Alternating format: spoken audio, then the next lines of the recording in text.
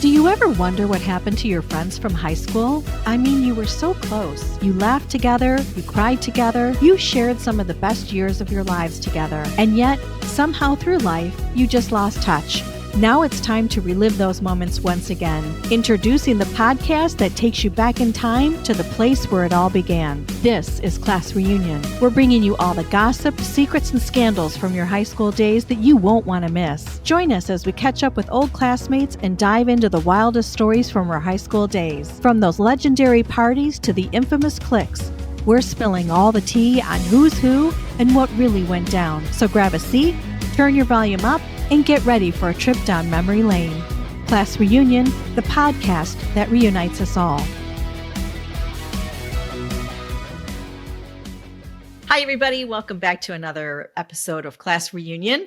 I have with me today Dean Jeske, and he is someone that I met through a friend, and I am looking forward to the conversation that we are about to embark upon. But for the sake of getting to know Dean and know that he's part of our Gen X community, I just wanted him to share a little bit about where he's from, when he went to college, and meeting his wife, in just those entry parts from his Chicago lifestyle. So, Dean, welcome to Class Reunion. I so appreciate you being on. Oh, thank you, Leanne. Well, I appreciate you having me on. I look forward to our conversation. Yeah, my name's Dean Jeske. I live in Glen Ellen, Illinois, which is a western suburb of Chicago. I am not originally from the Chicago area. However, I grew up just west of here, an area called the Quad Cities, which is on the Illinois-Iowa border. Oh. It's important that you know that I did grow up on the Illinois side, not on the Iowa side. That's important to me. Is this football we're talking about, or? Well, football, just the whole border. Yeah.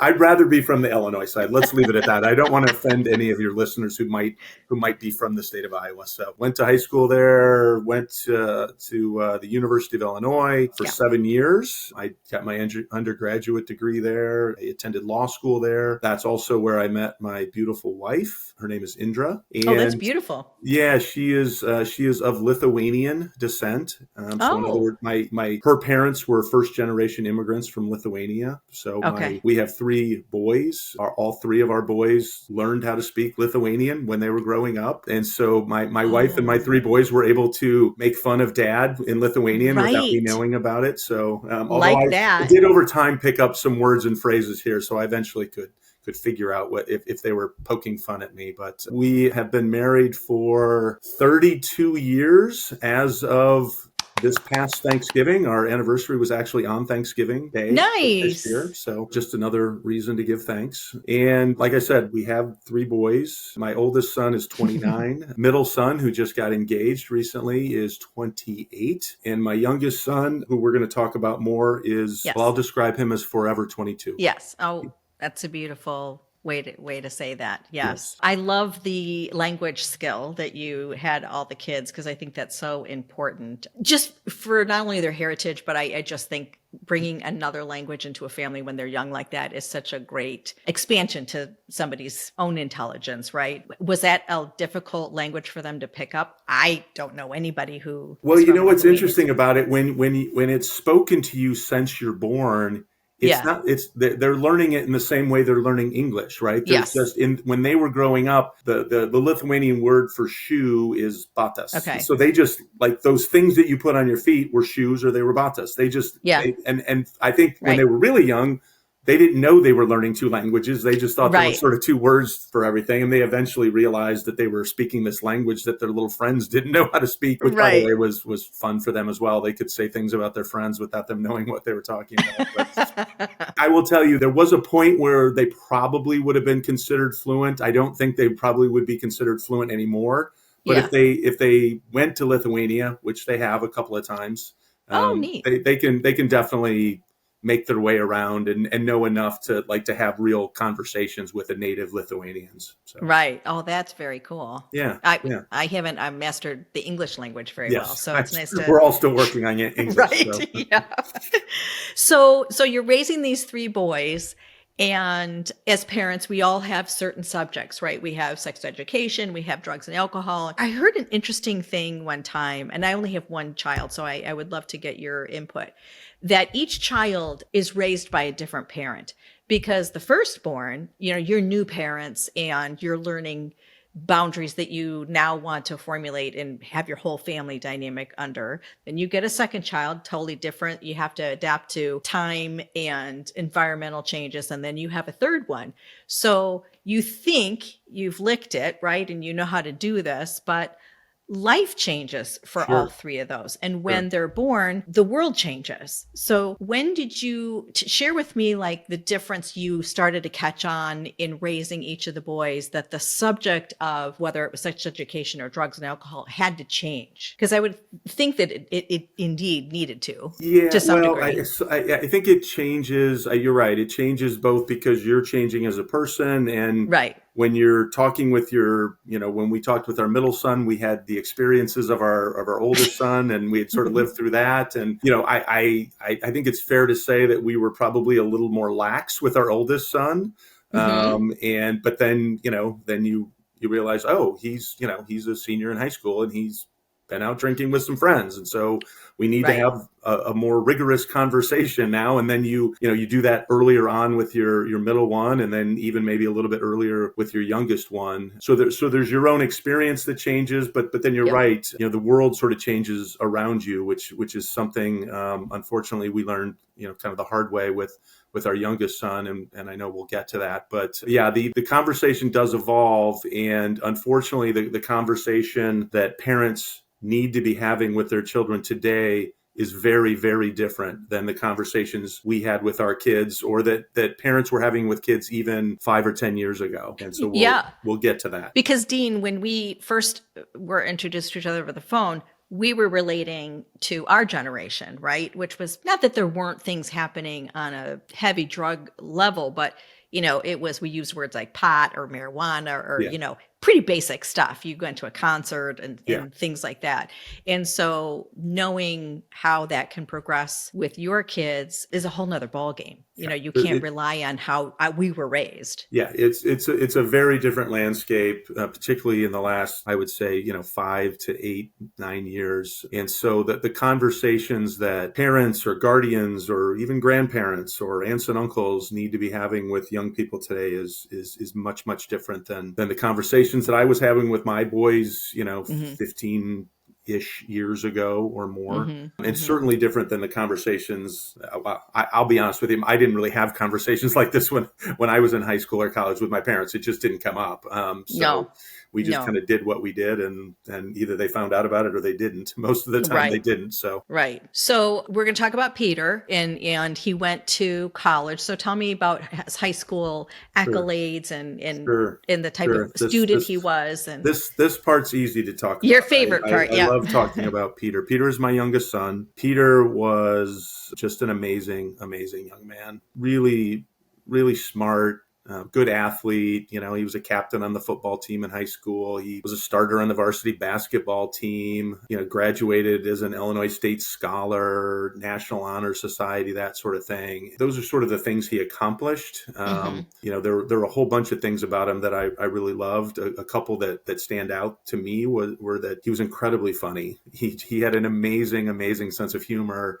And almost every day he would say something that would make me laugh out loud. He was just, and it was a very clever, smart kind of humor. Like he had just a really interesting take on the world, and he liked to sort of observe things that the rest of us might not see. And then secondly, he was just a really incredibly kind-hearted young man. He was the kid in high school who could have been a little bit full of himself. I mean, he was a captain on the football team and he played basketball and he was a good-looking young man, and he always made room for everybody. Like his friend group, an amazing group of high school friends, but they weren't all athletes. Some of them were, in the choir or in band or in theater. And he liked that. And he was the one that if two of his friends, were not getting along or were arguing with each other, Peter would be the one who would sort of act as the mediator and bring them back together, because that's what he really loved in the world. Like, he loved being with his friends. So he graduated from high school in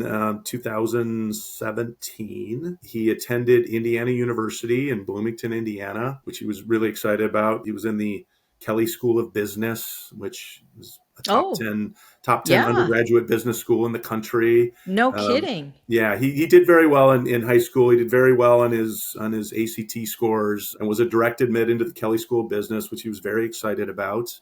It was a bit of a bone of contention for me.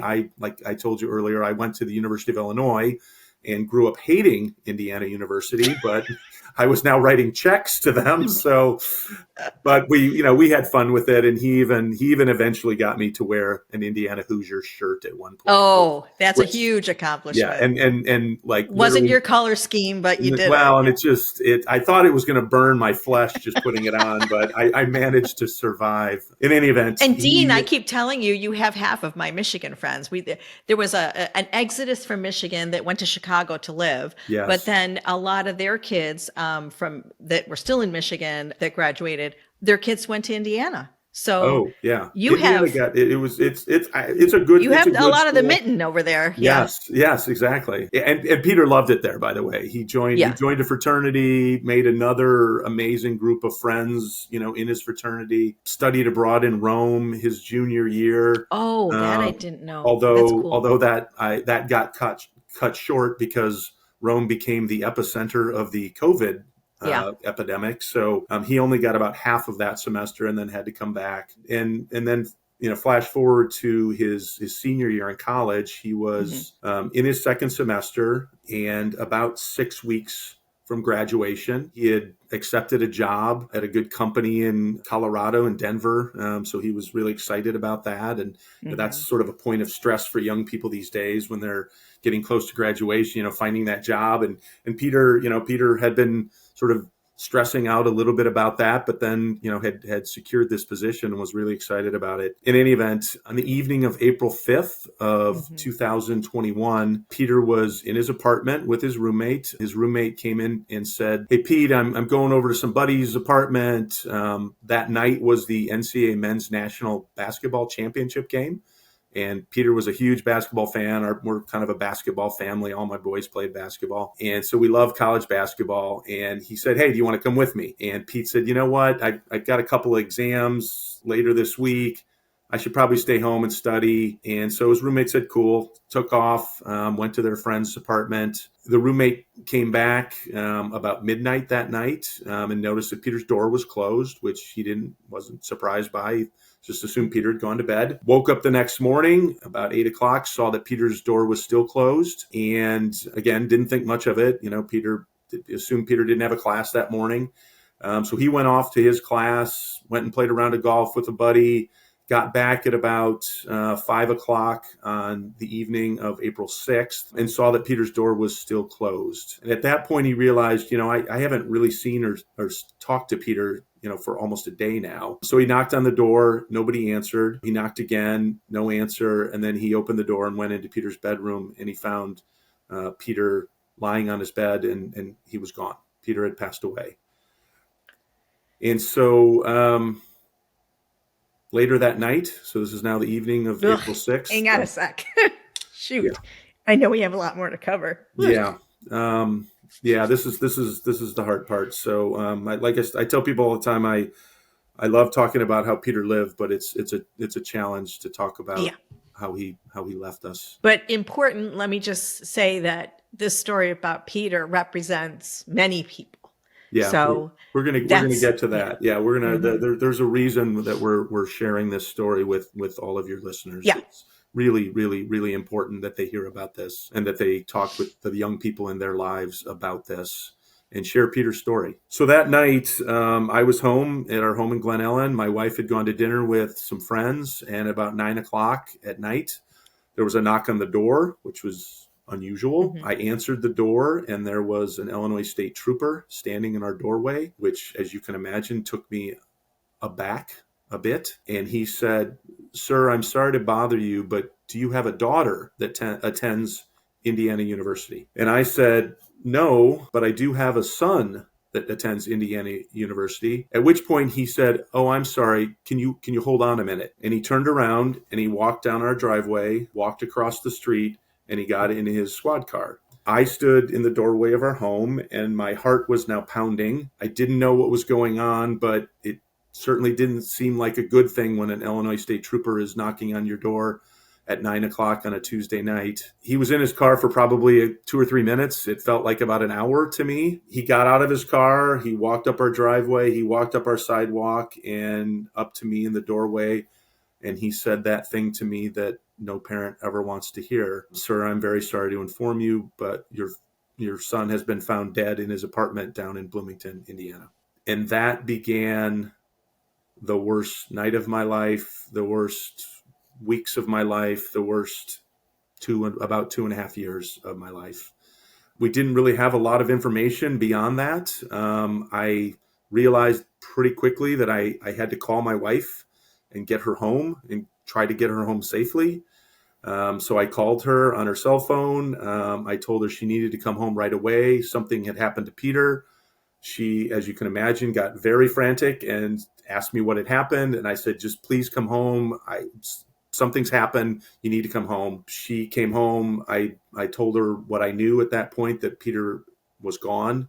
And as you can imagine, she was completely devastated and started screaming and crying and fell to the ground. And we then had to call my 2 older boys, who both were living in Chicago, downtown Chicago. They came out that night, and we all just we were all obviously just devastated. But we kept thinking, like, how could this be? How could this have happened? No information. No information. All the trooper knew was he gave us the number of a doctor in a hospital, I believe. And, we called the number and we get sort of passed around and no real information, but we thought to ourselves, like, we had this beautiful, healthy, athletic son. How could he be dead? Right. And all sorts of crazy things start to run through your mind. We actually didn't know exactly what had happened to Peter for about 6 weeks. Because, Dean, I did not know that. Well, that's how long it takes to get autopsy results in Monroe County, Indiana. And so we received the autopsy results and read them, learned, and, based on what it said in this autopsy report, that Peter had died of an accidental overdose of fentanyl. And that was the first time I had ever heard of fentanyl. I didn't know what it was. I didn't understand how it would have gotten into his system. And then I spent about close to an hour on the phone with the coroner in Monroe County, Indiana. And she started to explain to me what was happening, not just with Peter, but what was happening in Monroe County, Indiana, what was happening throughout the country, that young people were dying because they were taking what they believed to be real, legitimate prescription pills, but that were actually fake pills manufactured by drug dealers and drug cartels to look like the real thing. So think Percocet, Xanax, Adderall, Oxycontin.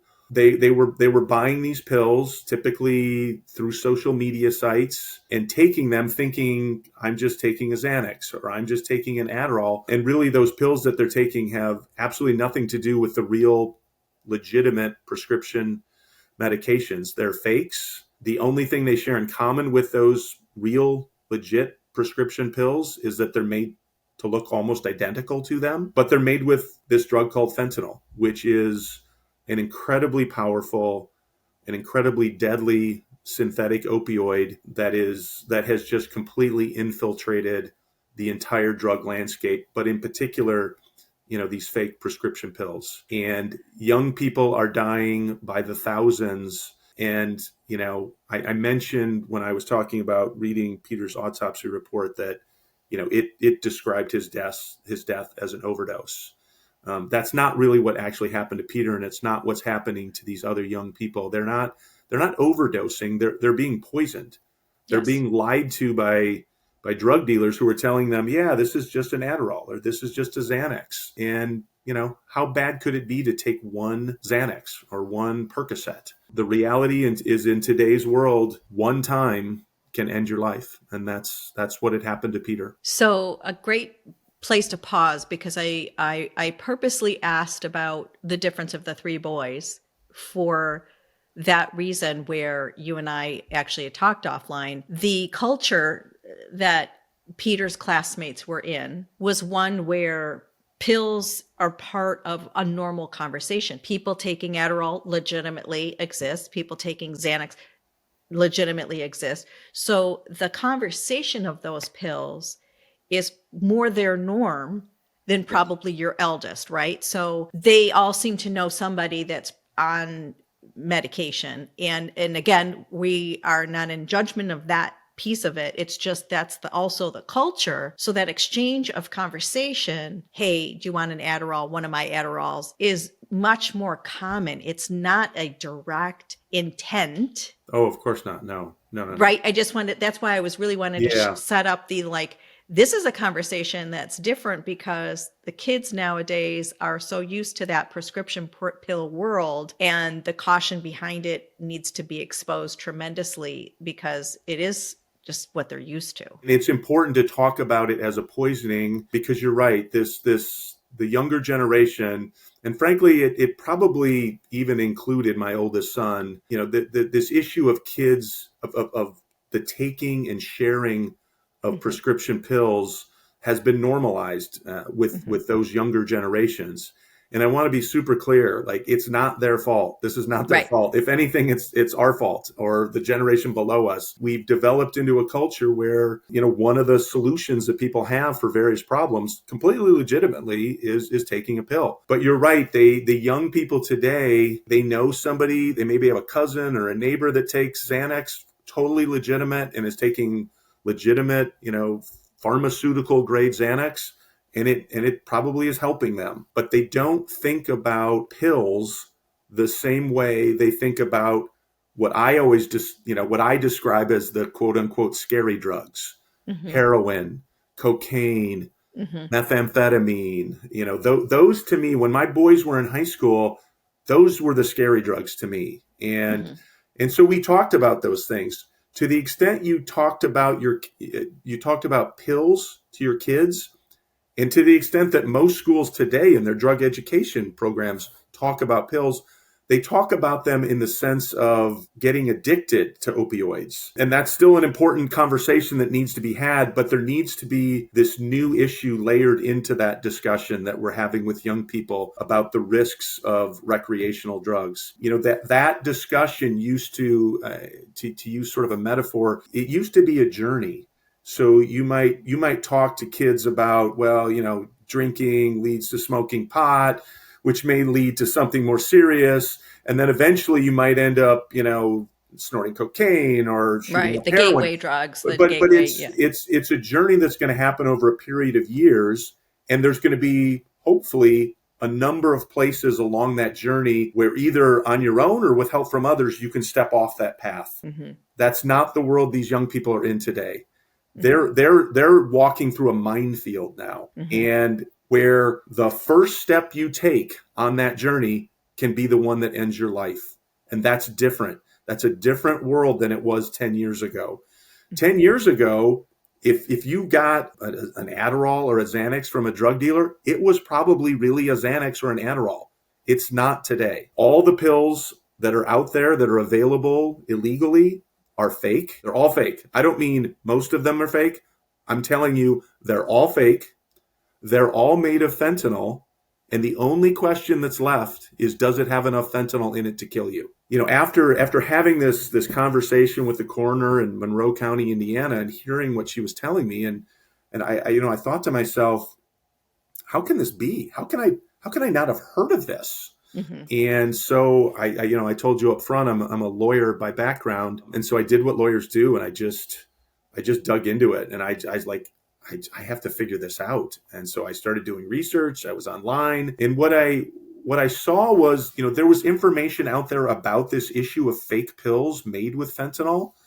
But it became clear to me, first of all, that there wasn't enough discussion about it. But more importantly, even the information was out there. It wasn't getting to the young people directly. I might find an article in a local newspaper, or I might find a story on the 10 o'clock news, or I might see an episode of the Today Show about this topic. Well, 15, 16, 17, 18-year-old kids Correct. aren't reading the newspaper. They're not watching the Today Show. They're not watching the 10 o'clock news. And so none of this information is getting to them. And that's when it hit me that I needed to go where these young people were. And I needed to talk with them about this because, well, for a couple of reasons. Number one, it's because I knew it was what Peter would want me to do. Peter would want me to hopefully help save another life and to help spare another family from going through the devastation that my family has been and continues to go through, having lost Peter. And Dean, I did an experiment before you and I scheduled this call, and I asked my friends. Yeah. And so from this moment on, I want everyone to listen, but the reason why I wanted this sort of around the holidays is whether you have children coming home from college or high school or this break is very important to have this conversation together. If you have neighbors, if you know of anyone in this age group, the time is to share this information while you're together and have an open, honest conversation. Because I asked, oh, have you heard about these pills that are laced with fentanyl? Oh yeah, I heard that on the Today Show. Oh yes, they were talking about it on CNN or whatever. And I said, okay, you're hearing, but do you think kids know about it? And when you brought that up, I was like, this is so important, because you are really focusing on these kids who are on Snapchat. They're buying off of Snapchat. And it's not to go against social media. It's just that is where everyone's getting their information. And who is saying anything like that online there? That's where they're buying it. Yeah. The thing that, so that started me on a journey of talking to young people. So you're on this mission, and I want you to so I've been talking to primarily high school age kids for the last 2-ish years, but I also talk to parents. And when I talk to parents, I tell them, like, look, Peter didn't have a history of drug abuse or addiction issues, and honestly, most of the kids that I know about, because I'm part of this community now. And, I've connected with a lot of families who are going through what my family is going through. And invariably, these are really good kids. They're just smart, and they're from great families. And I don't say that in any way to suggest that the tragedy that Peter suffered is any more or less important than any other tragedy. I say that because it's important for parents to know this really can happen to anybody, and it can happen to your kid. When I talk to young people, I say to them, look, my guess is that nobody in the audience here is a heroin user, and nobody in the audience here snorts cocaine. But there's a chance that one of you next year, when you're a freshman in college and you're a little stressed out about finals, and a kid from down the hall comes in your room and says, hey, you look stressed out. I got a Xanax if you want one. You might take that, because again, these young people today, and again, it's not their fault. They didn't cause this problem, but they need to know about it. They might say, like, oh, you know what? It's just one pill. What's the worst thing that could happen? And again, they're familiar with Xanax. They're familiar with Adderall. They're familiar with Percocet. So they don't view it the same way as they view this, what I refer to as the scary drugs. Right. The incredibly unfortunate irony is that fentanyl is responsible for more deaths for people between the ages of 14 and 24 than heroin, cocaine, and methamphetamine combined. And it's not even all that close. There's been an enormous spike in, again, overdose deaths that are fentanyl related in the last 5 years. I think it's up about 350% or more for kids between the ages of 14 and 18. Now, not all of those are kids who died because they took a fake prescription pill, but the overwhelming majority of them are that. And so that's what I focus on in my discussions with young people, are these fake pills, because that's where I think they're most at risk. I think, drug use overall over the last 20 years has been dropping, which is a good thing. But the number of young people who are dying has been spiking, which seems counterintuitive. There's fewer of them using drugs, but there's way, way more of them dying. And the explanation is fentanyl and these fake pills, because it's so deadly that, the first time a kid who's just experimenting that first time as a 16-year-old or a 17-year-old sitting in their bedroom by themselves. They take that one pill and it can cost them their life. So we've discussed the problem, but there's also something very cool that you discovered through going to the high schools and talking to the kids, is that they do care about one another. Yes. And, we can even talk about the group that came to the lake to celebrate your son just, on their own in the summer. It's a group that's very connected from an emotional taking care of one another. Yeah. And why that's important is to hear this message that you share in the high school. If one person stops and says, wait a minute, let me look at that, or wait a minute, like that is a success story, that they are looking out for one another and now realizing it's not as innocent as it seems, and to stop. Yeah. And look at it and look out for one another. So when I've probably in the last 2 years, I've probably talked to somewhere in the range of 5,000 to 6,000 high school age kids about this issue, and told them Peter's story, told them about fentanyl, told them about these fake pills. What I found is one of the things that really resonates with them is this is about you, but it's also about protecting your friends. Mm-hmm. Young people today, they really look out for each other. Not that we didn't at our age as well, but they really care about each other. And so when I get to the end of my presentation to these high school kids, I said, look, I've got a couple asks of you, but the big one is I want you to become my advocates and my allies. I want you to become Peter's allies in this. Yes. Every now and then I'll say, let's start Peter's posse, and you can all go out and spread the word. Talk to your friends about this.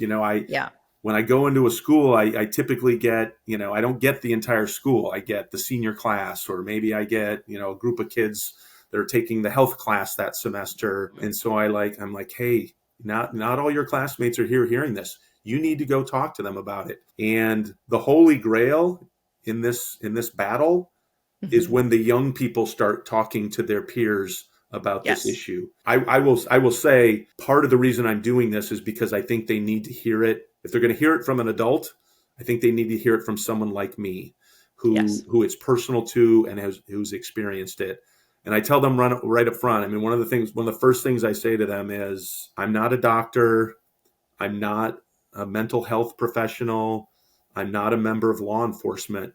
My only qualification for being here talking to you today is I'm a dad who lost his son to this epidemic. And when I say that, the room gets really quiet, phones get put down, and they really start to pay attention. And without exception, these young people are incredibly respectful. They're incredibly engaged. I always have a group of them come up to me after the presentation and either thank me or ask me questions. And God, they ask great questions. They're just, some of them are so engaged. As hard as this has been on me and my family, I tell them this, and I tell the adults I talk to about this, like, I'm optimistic. This is the right generation of young people to solve this problem, because they are engaged. They do care about their friends. And I've got some amazing stories of young people sort of picking up the mantle and doing things. And that's actually when I do get choked up, when I start talking about these young people that are they're helping advocates, spread awareness. Yeah, they are advocates. I remember at University of Tampa, there were two girls that invented, it's a hair scrunchie, but you take it to the bar and you open it up and you put it over your glass to prevent, and they won an award and everything. And I thought that conversation wouldn't have happened years ago. Right. Watch your drink. Don't go to the bathroom with your drink. Right. So when they do know of something and this problem at this level, there will be someone out there that will find a way to aid in discovering if it's a fake pill or don't take it, or I don't have the answer to that, but someone's thinking of it that's younger than us that, I think will definitely come up with something. Yeah. And so right now what we have is awareness. That's the way we beat this epidemic, is just letting people know about it. And when I talk to the kids, I tell them, I tell them up front again, I'm not here to preach to you about the evils of drugs and alcohol. I'm not qualified to do that. That's not what I'm interested in doing. I'm just here to give you information. And that's the other thing that resonates with them is they don't want to hear some old guy sort of preach at them. But I say, like, look, you're being lied to. You're being deceived by these drug dealers. They're lying to you. You think you're buying a Xanax. You're not buying a Xanax. I promise you it's not a Xanax. The Drug Enforcement Agency seized something like 20 plus million pills. I was going to bring them up. 2022, all of them were fake. And 6 out of 10, 60% had what's considered a lethal dose of fentanyl in them. It's unbelievable. Yes. And that's where, so law enforcement, if we can touch upon that too, awareness is going to be the only thing that's going to help prevent it, because it is such a bigger issue to be able to stop this. To me, this is a form of murder just because they're intentionally putting it in there. Leanne, it's not a form of murder. It's flat out murder. They are murdering people. Yes. Yeah. It's murder. And so, when law enforcement knows, then there's also that it's bigger than them too, so how do you go get the local groups that also were working with the Mexican? And so it just gets very, very complicated, and I don't want to take away from your mission, but it is a big, big problem. Yeah, it's, and I get asked about that a lot. I've been asked about that in media appearances I've made. And this is sort of my reaction to that. So I'm a lawyer by background, but in my undergrad, I was an economics major. And so one of the things, I view the world through sort of supply and demand. And so on the supply side, there's all those issues about where is this coming from, Mexican drug cartels, and how do we stop the flow of it, and all of that. That's all important. But as you said, it's incredibly complicated. I've decided that my highest and best use is to focus on the demand side. Yes. Because here's the one thing I know with 100% certainty. If we stop buying it, they'll stop making it. The drug dealers make bizarre amounts of money selling these pills. Yeah. And so that's been sort of my focus, is we just need to let kids know about this so they can just make better decisions. Because again, we're in a world right now where they just don't think about taking a pill the same way that they might think about shooting up heroin. And honestly, it's probably more deadly today to take the pill than it is to shoot up heroin. As scary as heroin is, fentanyl is about 50 times more potent than heroin. Well, you do often in your written articles or on LinkedIn use that hashtag one pill can kill. And I think that's important. I do want to, although it's a bigger picture, but I want to also have other resources and things that are happening outside of just what you're doing, so people know that there's a broader aspect of it. Like you said, you've joined a club you didn't want to be a part of, but you've met some wonderful people, and there's that A Song for Charlie that you introduced me to. Yeah. And one of the things that I was asked is like, wow, I wonder if universities can start getting more involved and have like Narcan kits or things like that, just to have a knowledge or something that would help students if they're in that situation with their roommate.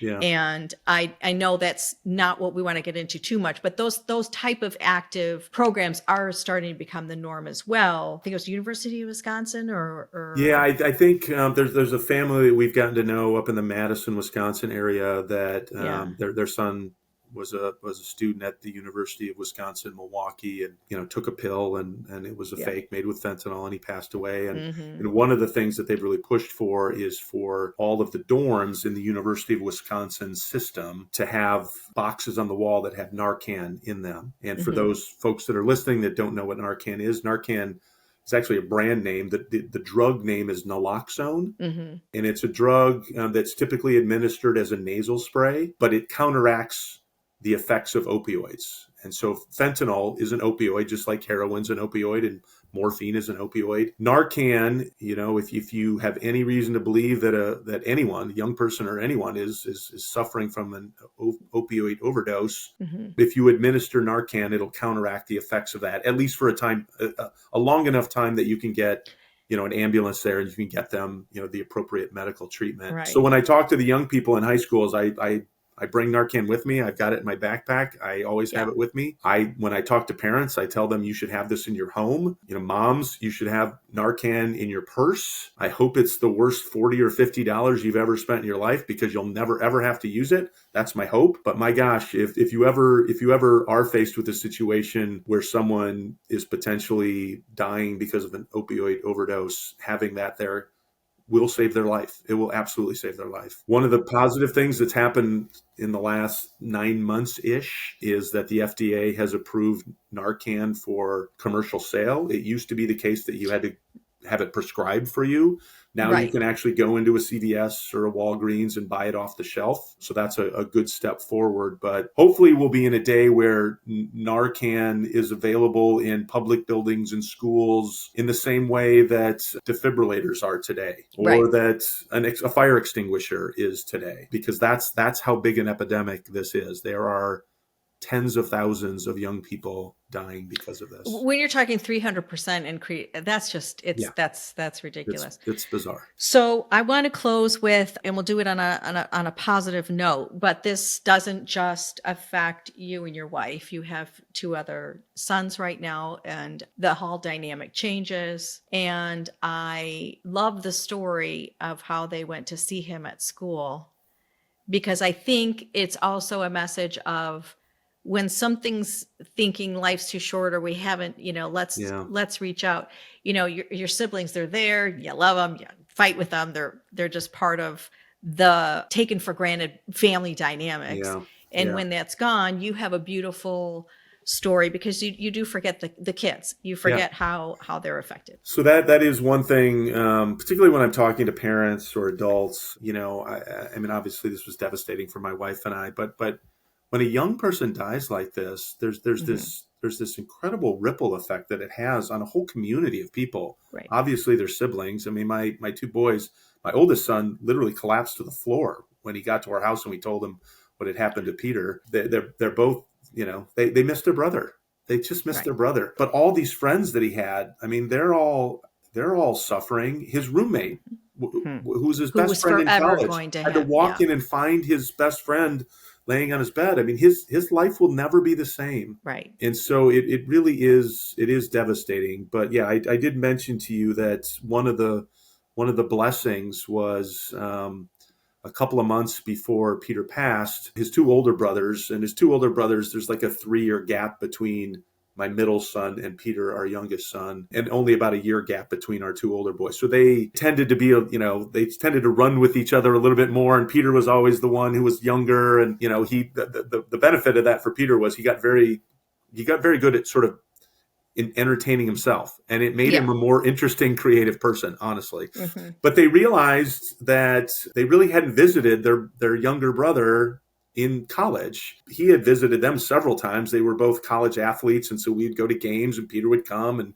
bring friends, and it was a great time. But they at one point, I don't know which one of them, but one of the 2 of them said, we've never really gone to Indiana and hung out with Pete. And so they decided they would do that, and they planned a weekend and let Pete know. And they went down and visited him and hung out with his buddies and did, what college kids do. And they sort of relived their recent college exploits. Yeah. At the time, my wife and I were really thrilled about it. Obviously, given what happened to Peter, just a month or 2 later, I know that means a lot to them, to my 2 older boys, that they did that and they got to spend that time with Peter before losing him. But to the point you made when you were sort of introducing this, we can't, if you haven't reached out to a friend or a relative, you got to do it. You can't let it wait, because we never know what's going to happen. And my 2 older boys didn't know that, that wasn't the last time they saw him, but that was the last time that the 3 of them got to spend really quality, fun, bonding time together. And it's just incredibly, it means a lot to them.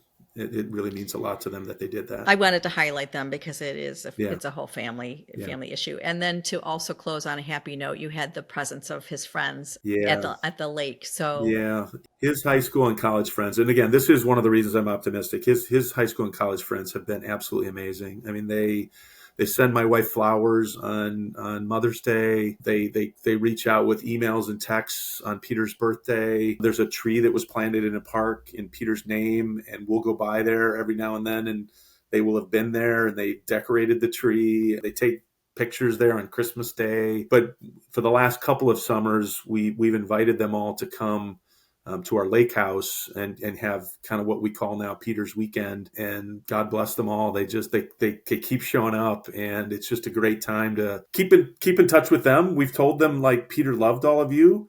And so, like it or not, you're part of our family now. And so you're stuck with us. Yes. And we really have had some great times, and it's a time to think about Peter.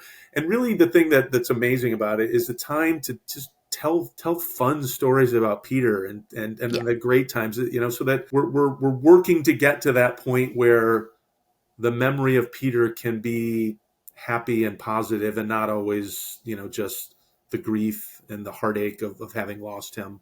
We still got a ways to go, but that helps us with that. I'm amazed at what you've done, and I am so grateful that you have shared Peter with me. I have been so fortunate to have this connection, and I'm grateful to Nancy for connecting us, because, like I said, this is really a dedication as well to friends and family that I've had who have lost their child, and the story gets a little tainted because there's not enough information on why they passed, and it wasn't intentional. And there's that whole, some people struggle with that, of like just not knowing how to explain the whole tainted pill issue. Yeah. So I think you've done a great job of bringing that to light. Well, thank you for helping me spread the word. I just thought the timing was appropriate too, because it's right. something that you can't shy away from. So while we're all stuck with each other in the house over the holidays, this needs to be talked about, right? And if you'll indulge me for just one more second. Yes, please.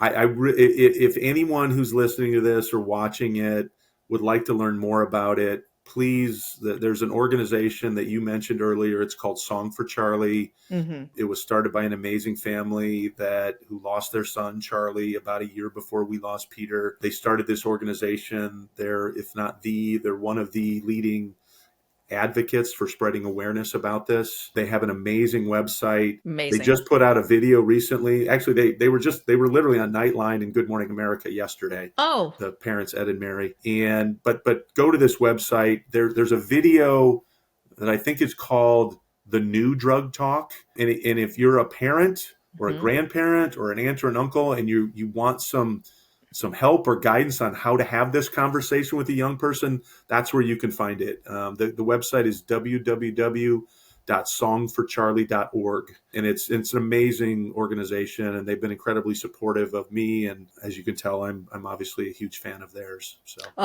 You directed me to it, and it was amazing what they've been able to put together. And it is a new conversation, and it's a different world that these young people are living in, and so you have to talk to them about it differently. Mm-hmm. Is there anything that we haven't touched upon that you want to make sure that we've mentioned? I value your time, so I could talk to you about this all night. But, no, I think we've hit on the important stuff. I guess I would say I make this offer, and I never know how it's going to be received. I've committed to sort of talking to anybody, anywhere, anytime about this issue. So I didn't want to overbook you, but yeah, no, I know. I mean, right now I'm sort of focused on the schools in the Chicago suburban area. Yeah, but we have a lot of, we can keep expanding. I was invited to speak at a high school in Milwaukee, Wisconsin last spring, and I'm going back again this spring. And if there are folks out there that want to have me on a webcast or a Zoom call, I'd be happy to do it. Thank you. I get asked by the people at the school, like, what I charge, what my fee is for this. And I just sort of smile and say, I'm not doing this to make money. I'm doing this because Peter would want me to. And I want to make Peter proud. And so if anybody's interested, feel free to reach out.